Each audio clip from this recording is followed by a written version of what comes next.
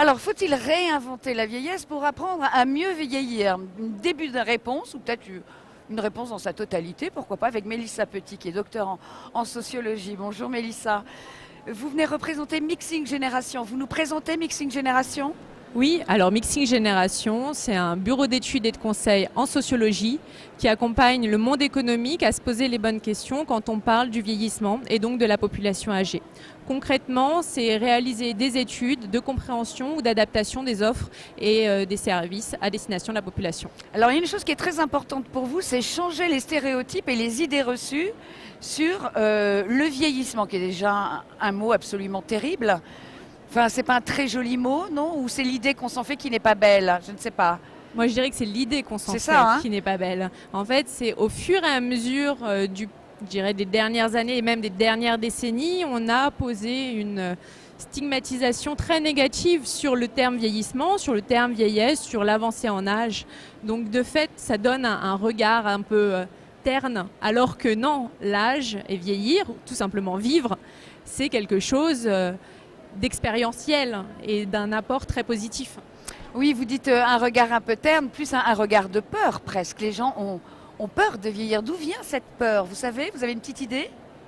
Alors oui, c'est intéressant en tous les cas quand on parle du vieillissement ou de réinventer la vieillesse, de revenir quelques années en arrière et de faire un passage sur l'histoire. C'est très lié à la fois aux politiques publiques.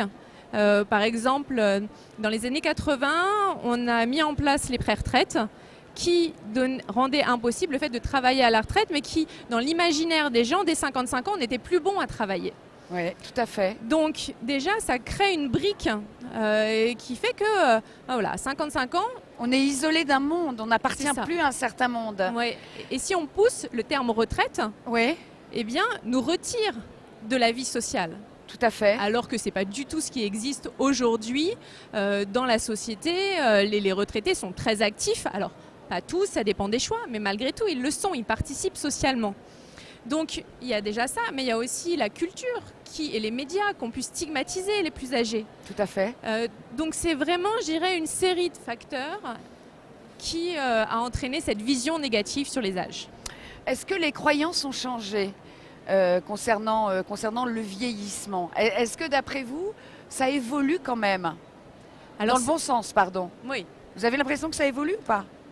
C'est en train de changer, petit à petit, et par des biais assez détournés. Je pense que le premier point qui commence à faire évoluer les choses, je reviens sur le sujet de la culture.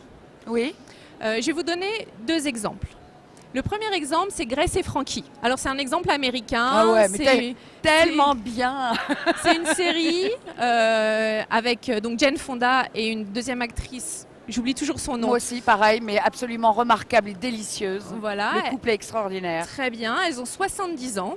Et la dernière fois, à un moment donné, Grace se retrouve face à un homme, donc de son âge. Elle lui dit, mais comment tu peux réussir à aimer une femme comme moi? Elle enlève son maquillage, elle lui montre qu'elle a des blessures aux genoux, qu'elle porte une canne, qu'elle a des faux cheveux.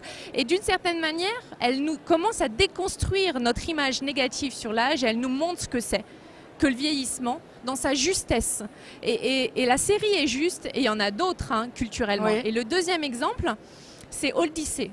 Odyssée, c'est 2 jeunes, Clément et Julia, qui sont allés faire le tour du monde et qui ont filmé des actions à travers le monde et qui montrent la réalité et la beauté de vieillir à travers des actions qui redonnent de l'humanité à tous les âges et qui créent plus de liens. Alors, on va revenir aux actions justement, mais juste sur Frankie et Grace, voilà.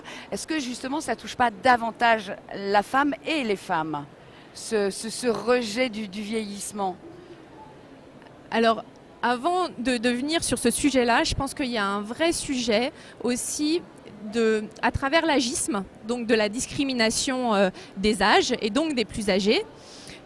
Il y a le fait qu'on n'a pas l'impression, on a l'impression en tous les cas que la population est homogène et donc que tous les vieux sont des vieux. Sans que ça soit des hommes, des femmes, des catégories socio-professionnelles différentes. On est des jeunes, on est des vieux. Et presque il n'y a rien entre les deux d'ailleurs. Voilà. Ouais. Alors que, comme vous l'avez dit, le sujet des femmes est vraiment un sujet important. En tous les cas, ce prisme-là. Et dans la société, déjà le sujet de la ménopause rend les femmes invisibles dans la société. Le sujet de l'andropause n'est jamais évoqué, mais mon Dieu, ça n'existe pas.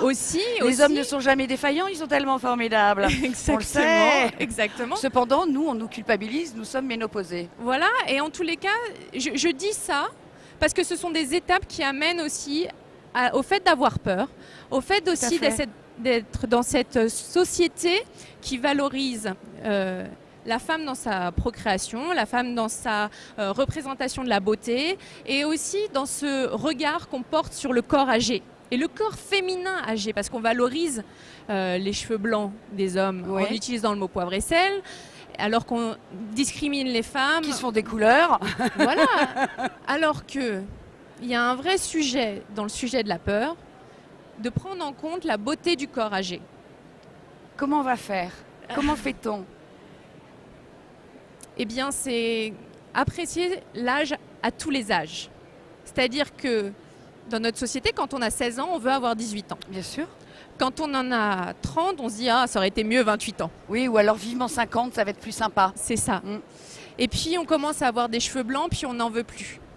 Et en fait, c'est juste à chaque âge de la vie, apprécier l'expérience qu'on vit, ce moment présent, mais aussi, je dirais, eh bien, tout ce qui apporte à la fois, certes, des fragilités et des vulnérabilités, malgré tout, je pense qu'il faut aussi en parler, mais apprécier son corps tel qu'il est. Et je pense que si on arrive à ça, eh bien, quand on arrivera à 60, 70, 80 ans, malgré les fragilités de l'individu dans sa santé, eh bien, on regardera son corps autrement. Et puis, un dernier point, c'est quand on arrivera à rendre visible le corps âgé dans la rue, dans la société. Dans les publicités.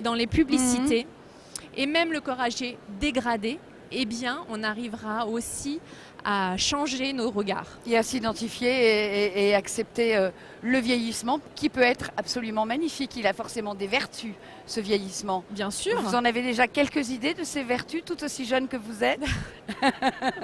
Oui. Oui, moi je me rends compte. Alors j'ai 34 ans. Oui, mais vous rencontrez des seniors, vous discutez avec eux? J'en rencontre un certain nombre. En fait, qu'est-ce qui ressort? Dans toutes les études que je mène, je rencontre des seniors. Et c'est ce que je dis aussi aux clients que j'ai. Il faut aller les voir et les rencontrer parce que c'est eux qui ont la parole. Et le point central, c'est l'expérience. L'expérience de la vie. Le regard sur le monde, sur la société, l'ensemble en fait des compétences que les plus âgés ont et que je n'ai pas encore, que vous n'avez pas encore, parce qu'ils sont aussi plus âgés et qu'ils ont vécu l'histoire, que ça soit l'histoire d'une entreprise, l'histoire d'une société, des valeurs, et je pense que tout ça n'est pas trop valorisé et pourtant ils l'ont. La richesse. La richesse de chacun. Dernière question, pourquoi est-ce que vous aimez autant les aînés? Alors, Et pourquoi vous êtes rattaché à eux et avoir choisi, donc, lorsque vous avez fait sociologie, le vieillissement? D'où vient cet intérêt? Donc, je pense que quand on choisit un sujet, on le choisit parce qu'on a quelque chose qui nous drive ou une raison profonde. La mienne, elle est liée à une histoire personnelle qui est tout simplement le fait que ma grand-mère a vécu avec ma famille au quotidien pendant les 8 premières années de ma vie. Donc, à un moment donné, on était chez elle avec maman, à un moment donné, elle était chez nous, à un moment donné, on vivait dans la même rue, mais elle était là au quotidien.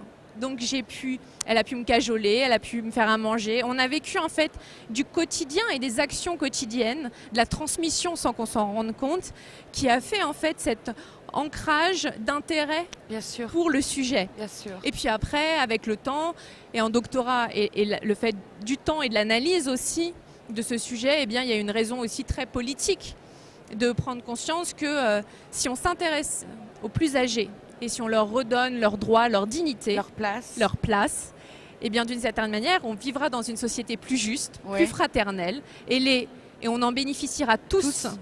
Voilà, en aimant nos anciens, on pourra nous-mêmes mieux vieillir. Exactement, et aussi nous aimer aujourd'hui.